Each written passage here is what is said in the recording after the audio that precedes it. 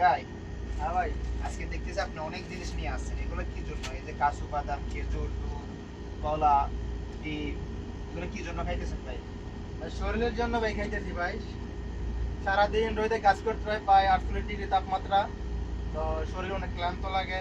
ভাই এগুলো তো অনেক টাকা, আপনি এত অল্প বেতন কাজ করে এই যে এগুলো খাচ্ছেন, আপনার তো বাড়িতে টাকা দিতে পারেন না, দেখি মাস শেষে অনেক কষ্ট করে চলেন, খাবারের টাকা দিতে পারেন না, ম্যাচ দিতে পারেন না ভাই। জি ভাই ঠিক আছে, কিন্তু আমি তো আমার ফ্যামিলিতে, আমার উপর আমার ফ্যামিলি চলে আমার ভরসায়। তো আমি যদি ঠিক না থাকি তাহলে আমার ফ্যামিলি কিভাবে চলবে? তাই মানে আপনি বলতে চাচ্ছেন যে এগুলো খাইলে ঠিক থাকবে, শরীর ঠিক থাকে, হাত থাকে, রোদে কাজ করেন, দুর্বলতা কাটে, তাই না? জি জি আলহামদুলিল্লাহ। এমনি প্রবাসী মাটিতে দেখা গেছে একটা সিগারেট খেলে 1 রিয়াল লাগে। তো আমি তো আজে বাজে জিনিস খাই না, তাই না? তো আমি যদি টাকা থাকে, সামর্থ্য থাকে, আমি জুস বানায় খাই, শরীর ভালো থাকে। বুঝতে পারছি ভাই। তাহলে হচ্ছে কি, আসলে আমরা সকালে চেষ্টা করব মানে ভালো কিছু খাওয়ার জন্য। বিদেশের মাটিতে সারাদিন কষ্ট করে কাজ করি, যদি টাকার দিকে তাকান তাহলে হচ্ছে কি আপনার শরীর থাকবে না। অনেক মানুষ স্ট্রোক করে মারা যায়, দুর্বল হয়ে মারা যায়, কাজ করতে পারে না লাস্ট পর্যন্ত।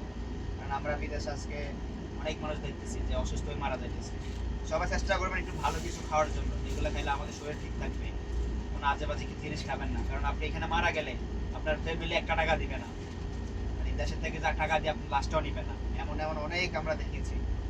সবাই চেষ্টা করবেন ভালো কিছু খাওয়ার জন্য, দিন শেষে কিন্তু ভালো থাকতে পারেন, সুস্থ থাকতে পারেন।